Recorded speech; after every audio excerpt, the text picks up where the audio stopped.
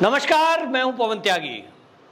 राम का देश भारत, भरत का देश भारत, सनातन संस्कृति का संवाहक भारत और इस देश में बहुसंख्यक हिंदू और इन हिंदुओं के त्योहार पर देश में पथराव। जी हां, यह आज की हकीकत है कि यह देश हिंदुओं का है।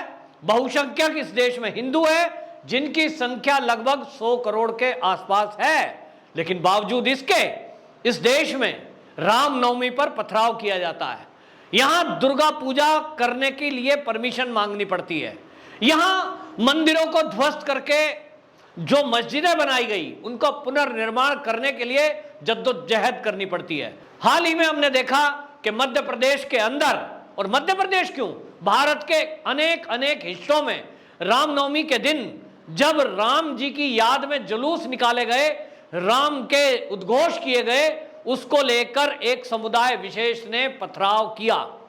लेकिन जहां भारतीय जनता पार्टी की सरकारें हैं, वहां चाहे योगी आदित्यनाथ उत्तर प्रदेश के सीएम हो और मध्य प्रदेश के सीएम शिवराज सिंह हो, और यहां आपको बता दूं उत्तराखंड में ये धामी सरकार हो, इन्होंने तय कर दिया है अब इस तरह के लोगों के ऊपर सख्त कार्रवाई की जा रही है जो यहां के बहुसंख्यकों का सम्मान नहीं कर रहे, उनकी भावनाओं का आदर नहीं कर रहे और धार्मिक उन्माद फैलाने की कोशिश करते हैं।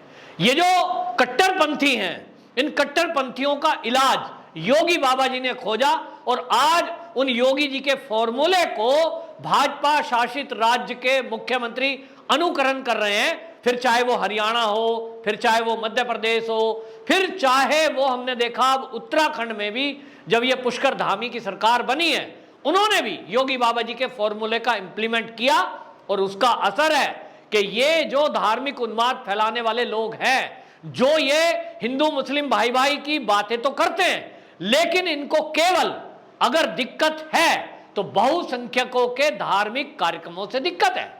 ये मध्य प्रदेश में अभी हाल ही में हमने देखा कि मध्य प्रदेश में खरगोन में रामनवमी के जुलूस पर बाकायदा घेर कर पथराव किया गया। क्या गलती थी? रामनवमी का जुलूस है, जय श्री राम के नारे लगाएंगे, राम जी के भजन गाएंगे, लेकिन ये कुछ लोग पथराव करेंगे और ये मुट्ठी भर लोग हैं। इस देश में अगर मैं बात करूं तो यहां जो दूसरे धर्म के लोग हैं उनकी संख्या अगर मैं कहूं तो 30 करोड़ के ऊपर है, लेकिन 30 करोड़ ऐसे लोग नहीं हैं। लेकिन ये मुट्ठी भर लोग जो कट्टरपंथी सोच के लोग हैं, इनको ये सहन नहीं होता कि इस देश में रामनवमी कैसे मनाई जाएगी, यहां दुर्गा पूजा कैसे हो जाएगी, यहां आप जय श्री राम के नारे क्यों लगाओगे। इतना ही नहीं, हमने देखा कि वंदे मातरम का उद्घोष करना और भारत माता की जय के नारे लगाने वाले भी इनको खटकते हैं। और ये केवल मध्य प्रदेश की घटना नहीं है, पूरे देश में। मैं आपको बताता हूं, रामनवमी के दिन पश्चिम बंगाल में बांकुड़ा में, झारखंड में लोहरदगा में, कर्नाटक में कोलार में और दिल्ली में जेएनयू में, जी हां दिल्ली जेएनयू माना जाता है जवाहरलाल नेहरू यूनिवर्सिटी, पढ़ाई का वो क्षेत्र है, पढ़ाई की यूनिवर्सिटी है, लेकिन वहां भी रामनवमी के विरोध में लोगों ने हवन कुंड में हड्डी डालने की बात कही, बवाल किया। ये हो रहा है और आपको बता दूं ये सब भारत में हो रहा है, जो भारत भारतीय हिंदुओं का देश कहलाता है। आप देखिए पूरी दुनिया में अलग अलग धर्मों के मानने वाले लोग जो रहते हैं उनके कई देश हैं, एक नहीं कई देश हैं, लेकिन अगर सनातन संस्कृति के मानने वाले लोग कहीं रहते हैं तो वो भारत में है, बहुसंख्यक में, यूं तो पूरी दुनिया में है। लेकिन ये भारत हमारी आत्मा है, भगवान राम, भगवान श्री कृष्ण, सनातन संस्कृति और वेद, लेकिन कुछ लोग, मुट्ठी भर लोग यहां इसका विरोध करते हैं। लेकिन अब इसका जो इलाज है वो होना बहुत जरूरी है। अब बहुसंख्यक समाज इस तरह से जितना अपमानित हुआ है, जितना उसका शोषण हुआ है, कहने को बहुसंख्यक है हम, लेकिन आज देखें देश का इतिहास, 1947 में यह देश धर्म के आधार पर बटा, एक टुकड़ा एक धर्म के मानने वालों ने ले लिया जिसका नाम पाकिस्तान हुआ, एक टुकड़ा वो लोग रह गए जो इस भारत माता को अपनी मां मानते हैं। फिर उसके बाद जो लोग यहां रहे वो अपनी जिद क्यों चला रहे हैं? आपको यदि जय श्री राम के नारों से दिक्कत है, आपको यदि किसी को जय श्री कृष्ण के नारों से दिक्कत है, तो आप पूछिए ना उनसे जिन्होंने देश का बंटवारा किया था और जिन्होंने दो भाग करके अपने हिस्से का देश मांग लिया था। ये कट्टरपंथी सोच वाले लोग आज इस भारत को फिर से एक बार इसी तरह से खंडित करने का कुप्रयास कर रहे हैं। क्यों यहां आग लगाना चाहते हैं? क्यों यहां बवाल करना चाहते हैं? असली बात यह है, आप देखें कि रामनवमी का जुलूस हो या दुर्गा अष्टमी का जुलूस हो या कोई धार्मिक अनुष्ठान हो, जब जब भारतीय जनता पार्टी की सरकार आएगी जहां जहां जिस राज्य में, वहां ये लोग ज्यादा गड़बड़ करेंगे। कारण क्या है? ये कारण है कि ये नैरेटिव सेट करना चाहते हैं कि इस देश का हिंदू आक्रमणकारी है। उस हिंदू को ऐसी छवि प्रस्तुत करना चाहते हैं, ये दिखाना चाहते हैं, क्योंकि ये चाहते हैं कि जैसे ही क्रिया करेंगे उसकी प्रतिक्रिया होगी, और प्रतिक्रिया यदि हुई तो इनको सरकार का बदनाम करने का इनको मौका मिल जाएगा। और इसीलिए आप देखें कि भाजपा शासित राज्यों में इनका उत्पात ज्यादा है।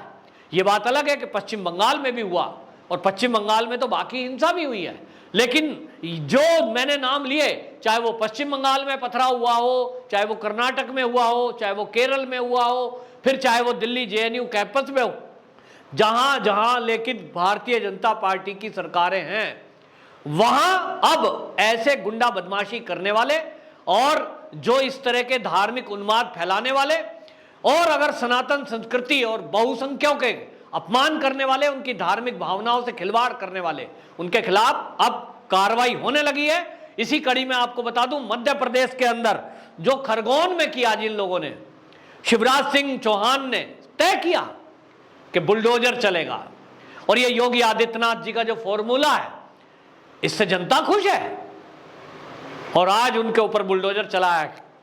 जिन लोगों ने भी पथराव किया उनकी पहचान की गई, उनकी दुकान, उनकी मकानों को तोड़ा गया, और ये कानून बनाना, मैं कहता हूं इसमें सख्त कानून बनाया जाए। सुप्रीम कोर्ट के जाने माने वकील हैं, बहुत प्रसिद्ध वकील हैं, जो अश्वनी उपाध्याय जी, वो कहते हैं कि भाई अगर मान लीजिए आपके देश में कोई महामारी फैली है, कोई बीमारी फैली है, और उसकी दवा आपकी उतनी असरदार नहीं है, तब बीमारी कैसे ठीक होगी? या तो ठीक होगी ही नहीं, या तो ठीक होने में टाइम लगेगा। और इसलिए वो अश्वनी उपाध्याय जी कहते हैं कि अब देश में आवश्यकता है कि सख्त कानून बनाए जाएं। अंग्रेजों के बनाए हुए सड़े गले कानून, इस देश को सेकुलर के नाम पर बहुसंख्यकों की भावनाओं से खिलवाड़ करने वाले कानून, अब इनको बदलने की आवश्यकता है। ये सिर पे चढ़ाए हुए, सिर पे बिठाए हुए देश विरोधी लोगों को अब उनकी औकात दिखाने का समय है। और यदि ये मोदी सरकार में नहीं हुआ, जो कि कभी संघ के स्वयंसेवक रहे हैं, अगर वो मोदी की सरकार में नहीं हुआ तो जिंदगी में कभी नहीं हो पाएगा। और अगले 20 साल बाद इस देश का क्या हाल होगा ये बताने की आवश्यकता नहीं है। यदि आज इस देश में रामनवमी नहीं मना सकते, यदि आज इस देश में दुर्गा पूजा करने में दिक्कत आ रही है, ममता बनर्जी बैन करती हैं, मूर्ति विसर्जन के लिए बैन होता है, परमिशन लो, दुनिया भर की बातें करो, लेकिन सड़क पर बाकी चीजें करने के लिए कोई बैन नहीं है।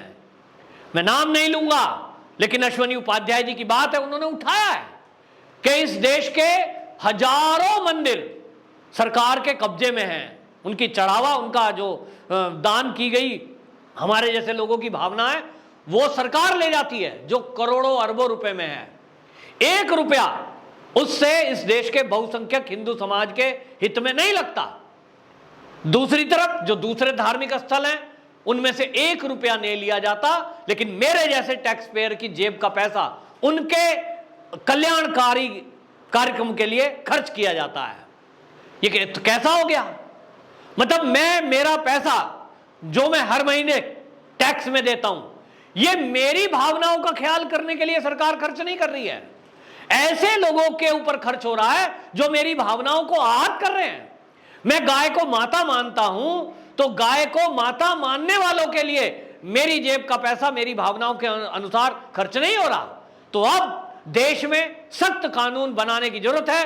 योगी आदित्यनाथ जी ने जिस तरह से अपने प्रदेश में कानून बनाकर उत्तर प्रदेश में हिंसा करने वालों को कंट्रोल में किया है, ये जिहादी मानसिकता वाले लोग, कट्टरपंथी सोच वाले लोगों को कंट्रोल में करने का काम किया है। ये कट्टरपंथी सोच रखने वाले लोगों को कैसे अंकुश लगाया जाए, इस पर केंद्र सरकार को विचार करना होगा और पूरे देश में लागू करने के लिए एक सख्त कानून बनाना होगा।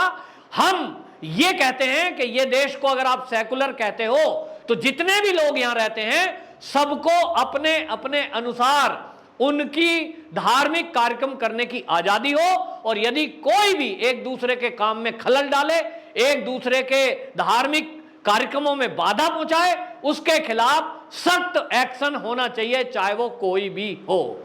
वंदे मातरम।